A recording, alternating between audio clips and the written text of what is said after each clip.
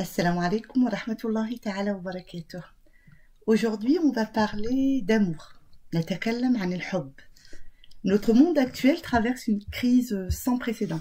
Les injustices s'accentuent, les inégalités se creusent davantage. Les guerres ne font qu'amplifier les exclusions et les déchirements. Et face à ce monde violent, nous avons besoin de vivre l'amour, l'hab, de donner pour recevoir. Aimer et se sentir aimé est une rahma d'Allah Azza wa Jal. C'est une grâce d'Allah. L'amour véritable est un des moyens les plus efficaces pour assainir ce climat délétère de haine, de violence et de rancune qui règne dans notre monde.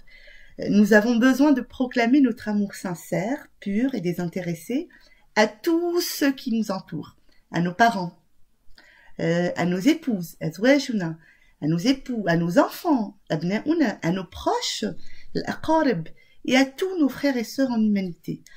Je ne parle pas d'amour volatile et artificiel, basé sur les intérêts,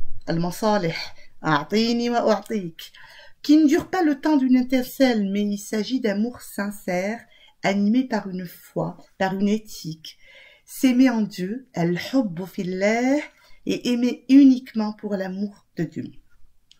Pourquoi s'aimer en Dieu? Pour quelles raisons? Quelles sont les motivations qui nous incitent à nous aimer en Dieu? Certes, la foi implique qu'on s'aime les uns les autres en Dieu. Le prophète sallallahu alayhi wa sallam a dit: 3 sentiments font goûter à celui qui les éprouve la douceur de la foi. Halawat al-iman. Parmi les 3, il cita an yuhibba al-mar'a akhih fillah. Aimer son frère ou sa sœur uniquement pour la face d'Allah Azza wa Jal. Aimer en Dieu sans compter. Nuhibbu fillah bidoun hudud, sans rien attendre en retour, ni récompense, ni gratitude. La nuridu minkum jaza'an wa la shukura. C'est se rapprocher de lui et goûter à son amour, à sa présence. Rasoul alayhi salatu wassalam dit dans un hadith qudusi, donc ces paroles sont d'Allah Azza wa Jal: mon amour est acquis à ceux qui s'aiment en moi. Haqqat mahabbati lil mutahabbina fi. Mon amour est acquis à ceux qui se conseillent pour moi. Wa haqqat mahabbati lil mutanasihina fi. Et mon amour est acquis à ceux qui dépensent pour moi. Wa haqqat mahabbati lil mutabadilina fi. Ils seront sur des chairs de lumière, sur des manabir de lumière. Manabir min nour. Les prophètes et les martyrs et les véridiques vont les envier. Yarbituhum an-nabiyyun wash-shuhada was-siddiqun. Subhanallah. Est-ce que je me suis posé un moment et je me suis dit que j'ai la chance de partager toutes ces valeurs avec mes enfants, mon conjoint, mes parents, mes amis, et je n'ai jamais pensé un jour leur dire uhibbukum fillah. On vit au quotidien, on court, et on ne pense pas à ceux, subhanallah, s'annoncer qu'on s'aime fillah. S'aimer en Dieu, c'est visiter son prochain, le soutenir dans l'épreuve, lui porter assistance, apaiser son cœur par un sourire. Sourire au visage de ton frère est une sadaqa. Ibtisamatuka fi washi akhika sadaqa. Al-hub fillah se traduit aussi par le don d'argent et de temps comme gage de véracité.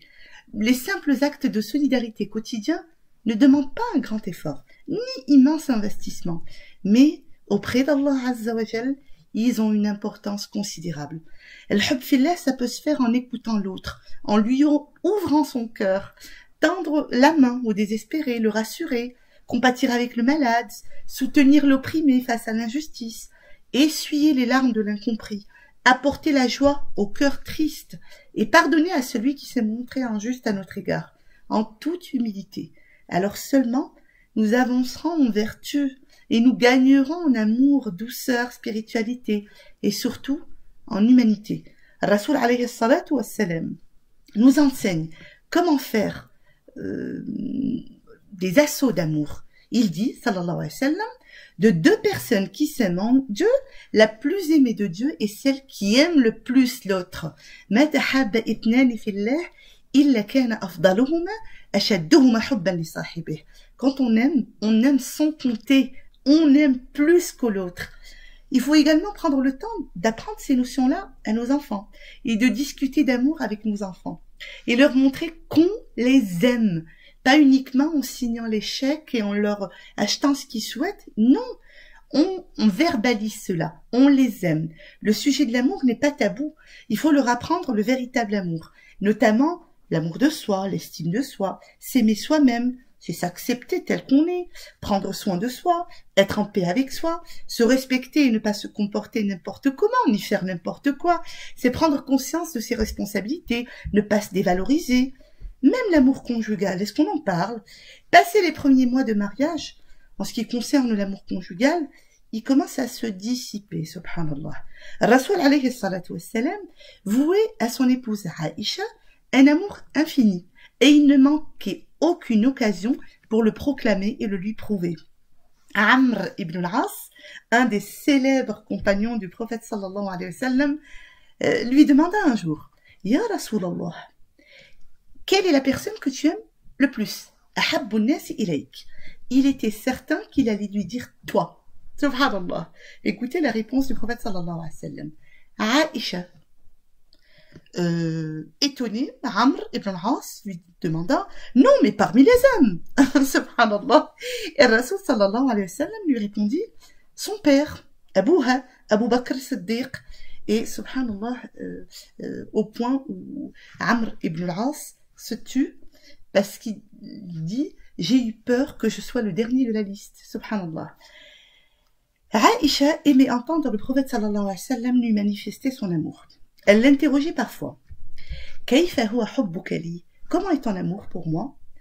Et Rasoul alayhi salatu wa salam l'a réconforté et l'apaisait en lui disant « Fort et solide comme l'anneau d'une corde.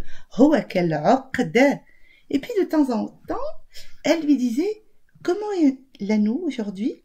Kayfa hiya al-uqdatu al-yawm » Et subhanallah, le prophète sallallahu alayhi wa sallam ne se montrait pas impatient, il lui répondait toujours inchangé. Ya Aïcha, al-uqdatu kama hiya lam tataghayyar. Subhanallah. Donc, on doit informer autrui de notre amour. D'ailleurs, c'est une recommandation, c'est un ordre prophétique.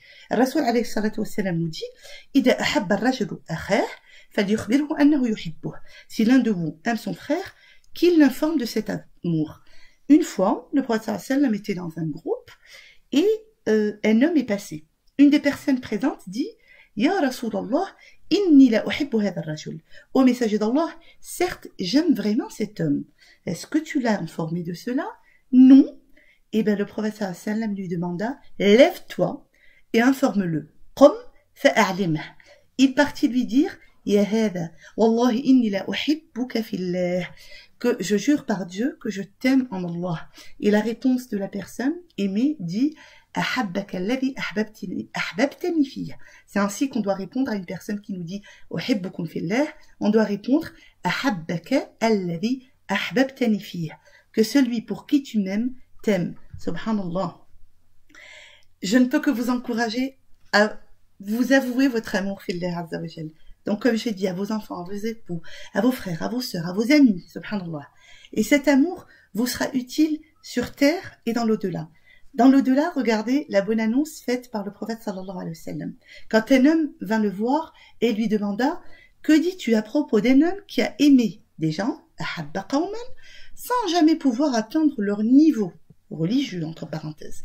Rasoul sallallahu alayhi wa sallam lui répondit « L'homme sera avec ceux qu'il aura aimés. La ilaha illallah. Vous savez, une fois que les habitants du paradis auront accédé à leur belle et superbe demeure au paradis, ils chercheront leurs amis sur terre, avec qui ils accomplissaient des actes d'adoration. Et ils diront, Ya Rabbana, nous avions des frères qui priaient et qui jeûnaient avec nous. Nous ne les voyons pas. Ya Rabb, لنا إخوان كانوا يصلون معنا ويصومون معنا لم نرهم. Et Allah leur répondra, allez en enfer et faites sortir toute personne qui possède une foi de la grosseur d'une fourmi dans son cœur. اذهبوا للنار وأخرجوا من كان في قلبه مثقال ذرة من إيمان. Subhanallah. Ibn al-Jawzi, qui est un des plus grands savants musulmans de l'exégèse du Coran, des sciences du hadith, disait, subhanallah, si vous ne me trouvez pas au paradis, demandez de mes nouvelles. Et il éclatait en sanglots, subhanallah. Il disait, le triste, le vrai malheureux, c'est celui qui ne trouve personne le jour du jugement dernier, qui pourra intercéder pour lui, qui n'a pas d'amis, qu'il aimait fillah, qui pourront ou soit le sortir de l'enfer, s'il fait partie des gens de l'enfer, ou soit élever ses degrés au paradis, s'il fait partie des gens du paradis. Ben, je vous dis de tout mon cœur, uhibbukum fillah, wallahi al-azim, uhibbukum fillah, ne m'oubliez pas dans vos du'as, et barakallahu fikum, wassalamu alaykum, wa rahmatullahi ta'ala wa barakatuh.